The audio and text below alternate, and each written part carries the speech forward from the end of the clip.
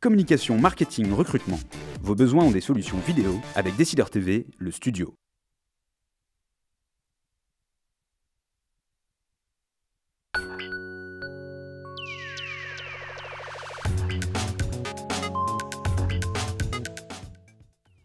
Bonjour à vous, bienvenue dans Startup, le rendez-vous des entrepreneurs, tous les mercredis à 12h30 en partenariat avec Madines. Nous sommes en direct comme d'habitude, donc posez toutes vos questions à nos invités du jour avec le chat juste à côté de cette vidéo. Et sachez qu'à la fin de cette émission dans le Money Time, nous recevrons Chloé Julien de Bandsquare. Mais avant cela, tenez-vous bien, on va parler de zèbre dans le talk de sa Live Startup.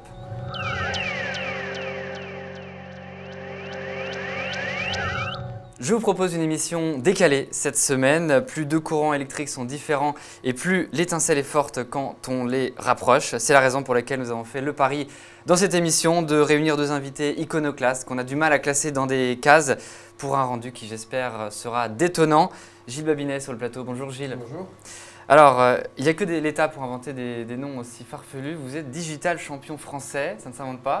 Alors en gros… C'est la Commission. C'est la Commission. Qui a inventé ça. Vous représentez la France au sein de l'Union européenne pour tout ce qui est numérique, c'est ça? Oui, on peut dire ça, c'est très informel. Hein. C'est la Commission qui souhaite avoir quelqu'un de chaque pays avec qui discuter. Et je rappelle que vous êtes également entrepreneur, hein, plus d'une dizaine, une petite dizaine d'entreprises créées. Et vous êtes l'auteur de ce livre, L'ère numérique, un nouvel âge de l'humanité aux éditions Le Passeur. On en parlera justement dans cette émission. À vos côtés, une surprise, une belle surprise. Alexandre Jardin, bonjour Alexandre. Bonjour. Pourquoi j'ai surprise? Car sur ce plateau, on reçoit d'habitude des cadres, des banquiers, des entrepreneurs, des costards cravates. Eh bien, c'est la première fois qu'on reçoit un romancier et c'est un grand plaisir de vous avoir. Je rappelle que vous êtes l'auteur de Billes en tête du zèbre. Et il est encore une fois question de zèbre cette fois-ci, puisque vous éditez aux éditions Grasset Mes trois zèbres, voilà, qui justement, on va en parler dans cette émission, marque un tournant dans votre engagement, non? Je ne sais pas, dites-moi. Dans ma manière de vivre. Dans ma manière de vivre, exactement. Alors nous avons intitulé cette émission très sérieusement « Et si les zèbres sauvaient la France ?» L'idée c'est de voir comment les entrepreneurs de la société civile peuvent changer les choses. Première question pour vous Alexandre, pour que les internautes puissent comprendre. Un zèbre, pour vous, ça représente quoi? Pourquoi est-ce que vous avez choisi cet animal? Qu'est-ce qu'il incarne pour vous? Pour moi, c'est un animal qui n'est pas dressable. C'est une bête bizarre. C'est donc quelqu'un qui raisonne hors cadre et qui galope en liberté. Et donc, ce qu'on va appeler dans les mois qui vont venir de manière de plus en plus visible les zèbres, ce sont les gens qui règlent un problème de société avec une approche souvent atypique. En raisonnant hors cadre, mais qui… je dis ça par rapport au tweet que vous avez envoyé. Est-ce que les zèbres vont sauver la France? Pas du tout. Ils vont donner des outils pour que les gens puissent se prendre en main, ce qui n'est pas du tout la même chose. Moi, par exemple, je suis un cofondateur du programme Lire et faire lire. Lire et faire lire, ça ne sauve pas la France. Ça consiste à faire venir les bénévoles retraités dans les écoles, primaires et maternelles, pour transmettre le plaisir de la lecture, pour aider l'école à réussir, alors qu'on a 15-20% des enfants qui ne maîtrisent pas l'écrit en entrant au collège. On crée une structure pour que les retraités puissent agir, donc gouverner eux-mêmes. Donc, ils sauvent la France, eux, c'est pas moi. C'est pas la même chose. Oui, je comprends tout à fait. Mes trois zèbres, c'est votre livre. Alors vos trois zèbres, ce sont De Gaulle, Guitry et Casanova. Vous les appelez Charles, Sacha et Giacomo. Des incarnations de l'audace, du jeu, de l'insouciance. C'est une métaphore de l'entrepreneur, tout ça, non? Est-ce que c'était une volonté? Il y a, Dieu merci, plein d'entrepreneurs qui sont comme ça. J'aime bien votre mot. Entrepreneurs. C'est-à-dire ce sont a priori des énergumènes qui, à un moment, en tout cas beaucoup, ne vont pas respecter les règles du jeu. C'est le principe. Ils vont rentrer autrement sur le marché, puisque le marché est déjà occupé par les normaux. Et c'est vrai que ces trois types, Sacha Guitry, De Gaulle ou Casanova, ont constamment raisonné hors cadre, mais radicalement hors cadre, avec quelques succès. C'est ça. Et pour notre joie à tous. Est-ce que vous considérez vous-même comme un entrepreneur, comme un fédérateur d'entrepreneurs? Je ne sais pas, est-ce que dans quel… je dis que c'était difficile de vous classer, est-ce que… Je ne crois pas qu'il y ait plus de création dans les métiers dits artistiques. Il y a plein de gens qui fonctionnent comme des fonctionnaires en littérature, et il y a plein de gens qui sont très créatifs en enseignant, parmi les instituts, parmi les entrepreneurs. Il y a des gens qui font leur métier à leur image, en embarquant leur folie là-dedans. Ouais. Alors c'est vrai que chez les entrepreneurs, on en trouve beaucoup, puisqu'ils créent leur périmètre eux-mêmes. Mais ce qui peut sauver le pays, c'est de fédérer les gens qui construisent des vraies solutions. Lire et faire lire, c'est plus puissant comme initiative que d'aller voter une loi au Parlement. Parce que pour de vrai, on a 14 000 retraités qui prennent en charge à peu près 400 000 enfants. Ouais. Donc on le fait. On le fait, on passe à l'acte. Alors qu'avant qu'une loi soit transformée en décret, en machin, et que ça se perde dans les tuyauteries, donc j'ai beaucoup plus confiance dans les gens qui font. Les gens qui font justement, l'exemple même, c'est entre autres, vous en faites beaucoup. Alors dans ce livre, vous expliquez justement, nous sommes dans l'ère du crowd, tout le monde doit participer à la société, c'est la promesse du numérique. Ça veut dire que tout le monde peut potentiellement, grâce au numérique, agir et, comme disait Alexandre, voilà, changer un petit peu de la société. Alexandre, il met en pratique ce que je dis, et c'est pour ça qu'on est, moi je suis tombé. C'est pour ça que je vous ai invités tous les deux d'ailleurs. Exactement, et donc on s'est rencontrés, il m'a raconté ce qu'il faisait, et je me suis dit mais c'est incroyable, c'est juste ce que je théorise, et lui il le fait. Et donc c'est de dire, les institutions n'ont plus la capacité aujourd'hui à proposer des choses qui sont vraiment inclusives, et il faut utiliser la société civile pour ça. Et notamment, évidemment, le numérique permet de fédérer les gens, de les rassembler, de mettre les énergies dans le même sens. Et lui, c'est ce qu'il fait. Donc il m'a raconté différents types d'initiatives. Tout de suite, je me suis dit, il faut que je l'aide.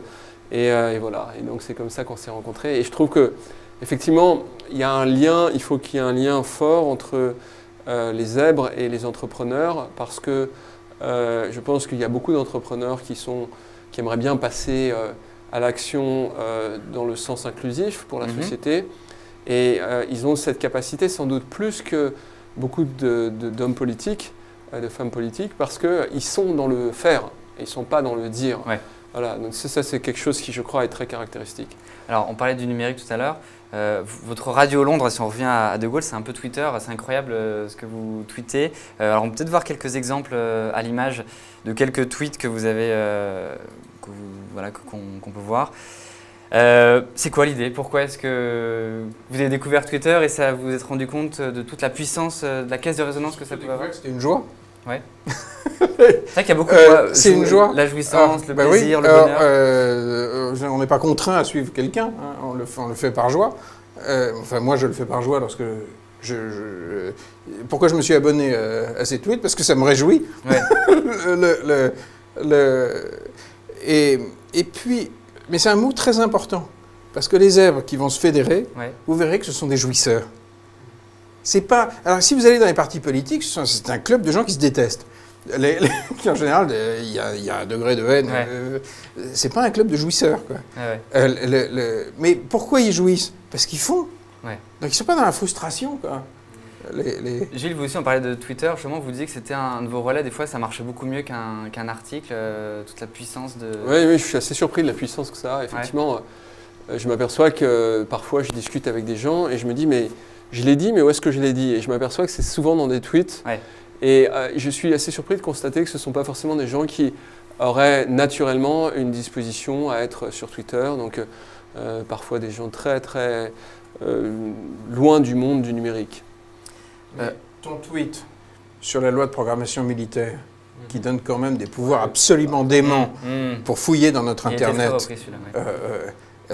c'est parti de son compte Twitter. C'est vrai que j'ai commencé à... Et c'est un très bon exemple.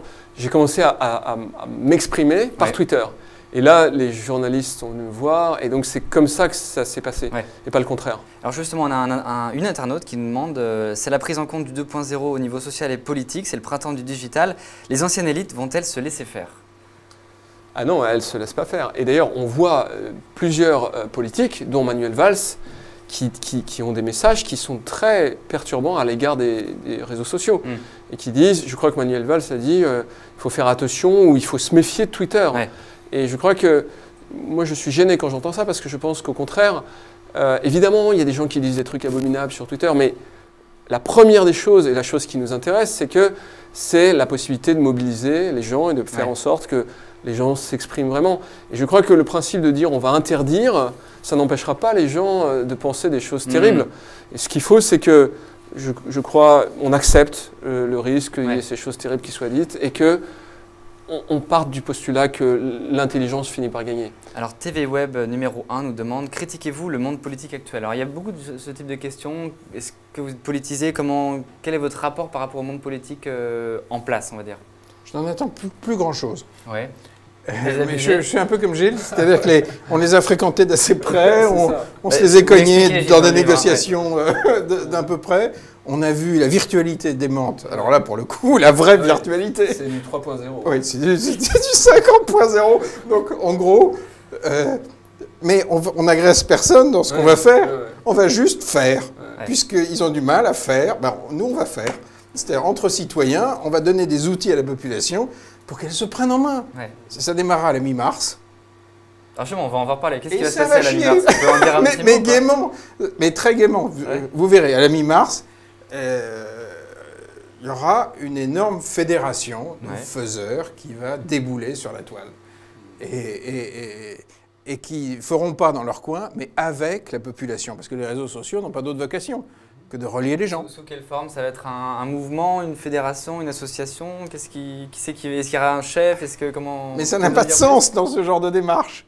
Ça n'a pas de sens qu'il y ait un chef. C'est un collectif. Oui. C'est un troupeau de un troupeau de zèbres. Mais je veux dire, on ne les dompte pas, ce genre de bestioles. Ce n'est pas l'esprit.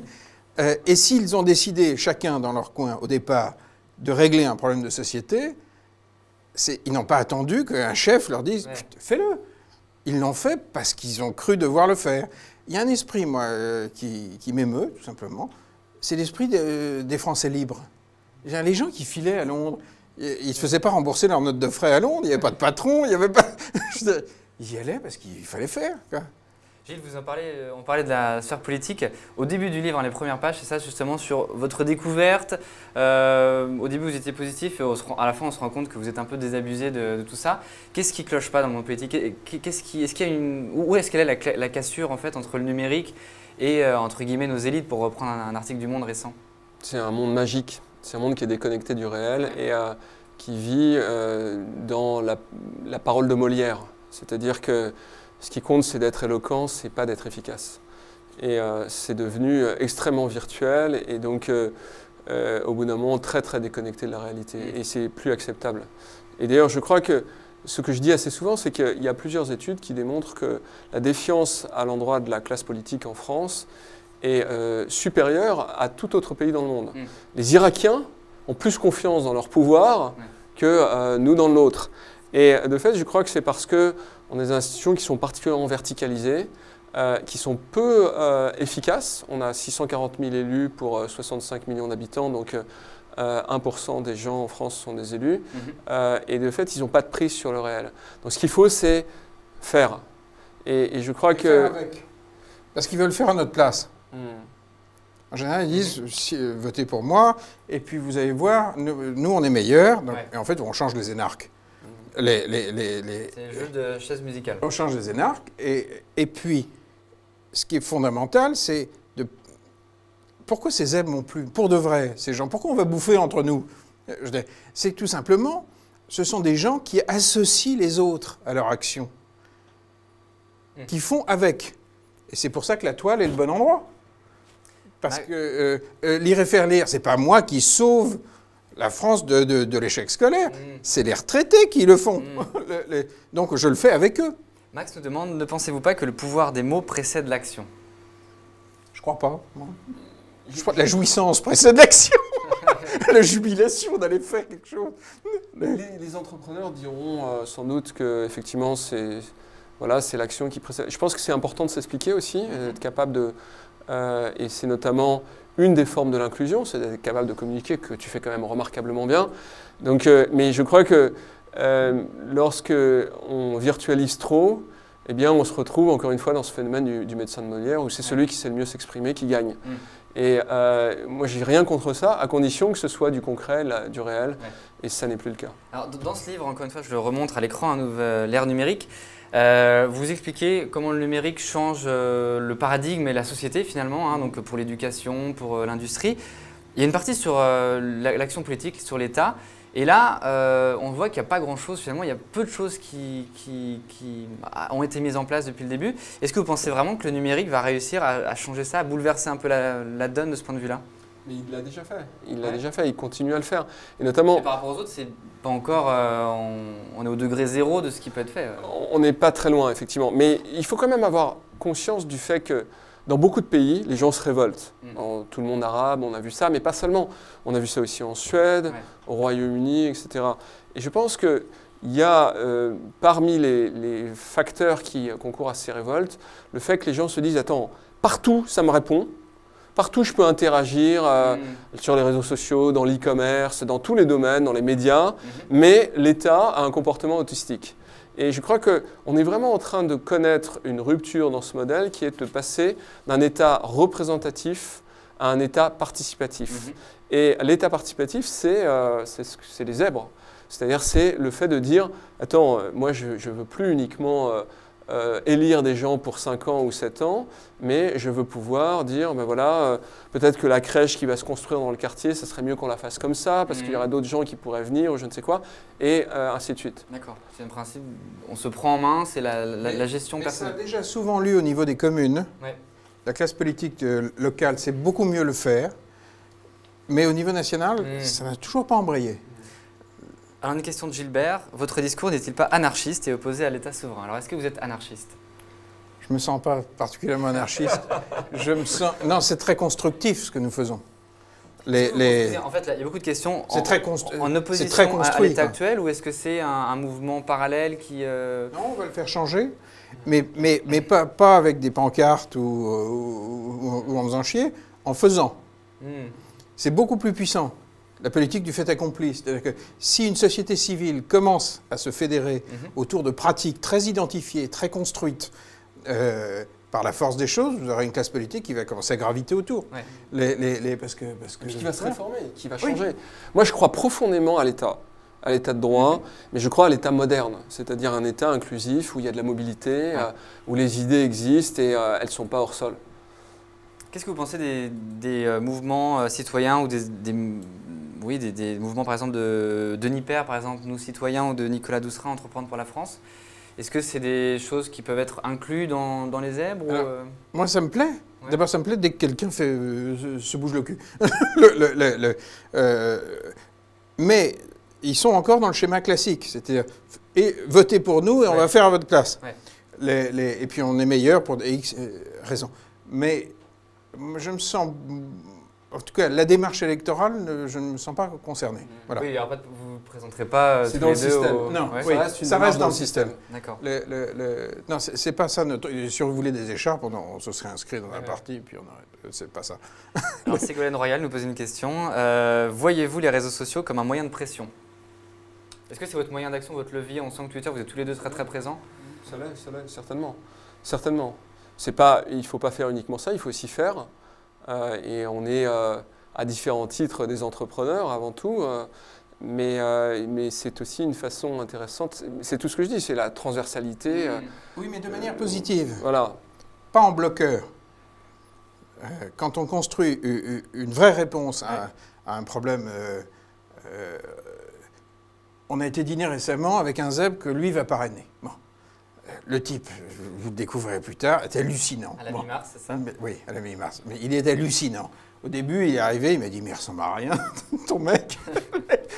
Et puis en fait, quand il a commencé à expliquer comment il arrivait à résoudre des problèmes qui sont considérables pour la société française, il est à lui-même un instrument de pression parce qu'en réalité, l'État ne sait pas trop bien faire. Donc, de fait, l'État, plus ce type va avoir des moyens d'action, ce type étonnant, plus ça va contraindre la machine publique à discuter et à négocier avec ceux qui ont le vrai savoir-faire. Donc en fait, vous mettrez en lumière des initiatives zébresques. Oui, mais on va inviter la population à faire avec nous.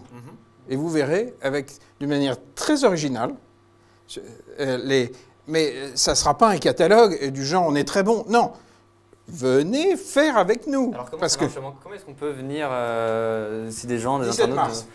17 mars, on ne saura pas plus. Ou ça, il n'y a pas endroit, il n'y a pas... Non, mais tu peux parler de lire et faire lire. Oui, déjà, mon programme, vous pouvez venir tout de suite. Vous tapez lireetfairelire.org et vous vous engagez votre maman, votre grand-mère.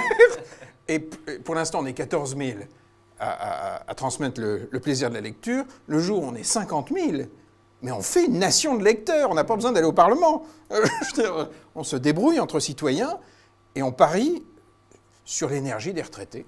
Est-ce qu'il y aura une plateforme, on nous demande, une plateforme numérique pour faire ça, pour fédérer tout ça? Costaud. Que les zèbres costauds. Ernest nous demande, connaissez-vous la romancière et biographe Marie-Hélène Carbonel, très présente sur les réseaux sociaux? Non. Mais moi, je la connais par les réseaux sociaux. Bon, je vais m'abonner. D'accord.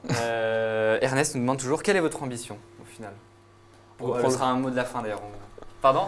Non, on ne veut pas prendre le pouvoir. Je veux dire, il n'y a pas d'ambition politique, on veut juste faire.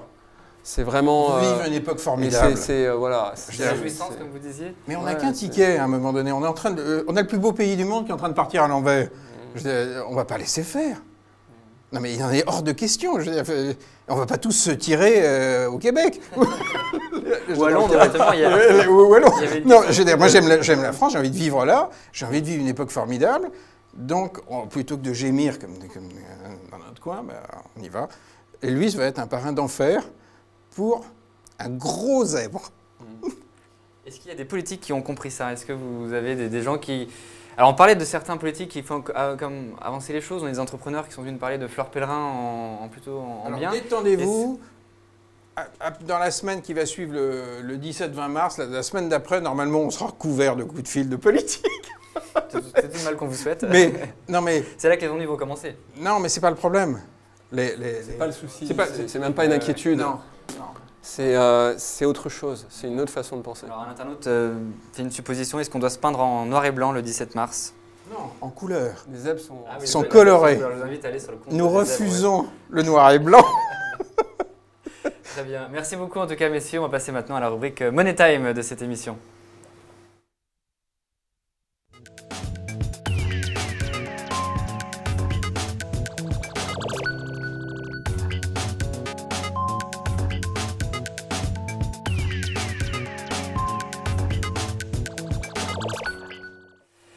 Money Time, la rubrique où les entrepreneurs viennent pitcher leur jeune start-up. Et aujourd'hui, nous recevons Chloé et Julien. Bonjour. Bonjour.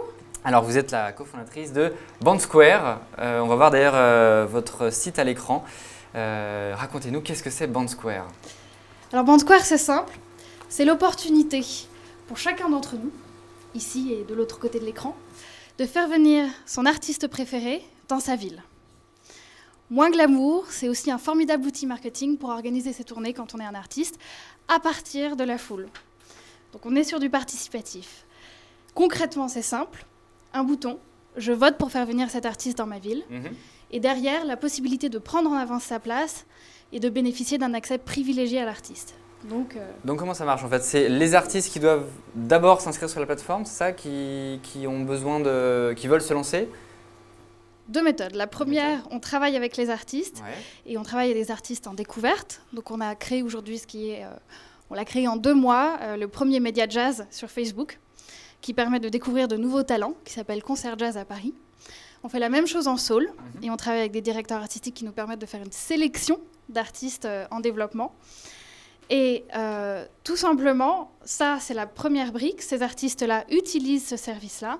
Et de l'autre côté, ce qu'on développe, c'est que tout le monde puisse faire venir et décider de lui-même quel est l'artiste qu'il veut venir voir dans sa ville. D'accord, donc c'est un peu un tremplin pour les artistes, un tremplin participatif où chacun... Donc on peut écouter sur le site les artistes en avant-première pour voir un peu évidemment ce qu'ils font. Tout à fait. C'est possible. Donc aujourd'hui, on travaille avec une 50aine d'artistes qui ont été soigneusement sélectionnés. Donc on travaille avec les coachs vocaux The Voice, on travaille avec d'anciens professeurs d'écoles prestigieuses comme le CNSM. Donc on peut les écouter sur la plateforme aujourd'hui. Et la version du bouton est aujourd'hui privée. On travaille avec certains artistes sur cette version et elle sera bientôt publique en avril aussi, un peu après vous. C'est ça, ouais. Le concert a lieu que s'il y a un taux de réservation suffisant, c'est ça? Exactement. Personne n'est débité tant que le concert n'est pas confirmé. Oui. Mais quand on a voté pour quelqu'un et que l'on veut prendre sa place en avance, on a la possibilité de le faire. On laisse son empreinte bancaire et on dit je confirmerai quand vous viendrez avec une date qui me conviendra. Et voilà. Et donc on est sur un déclenchement à partir du moment où on a assez de personnes qui ont donné leur empreinte. Ça vient d'où cette idée? Alors je sais que vous êtes dans l'industrie, vous avez fait votre carrière dans l'industrie musicale.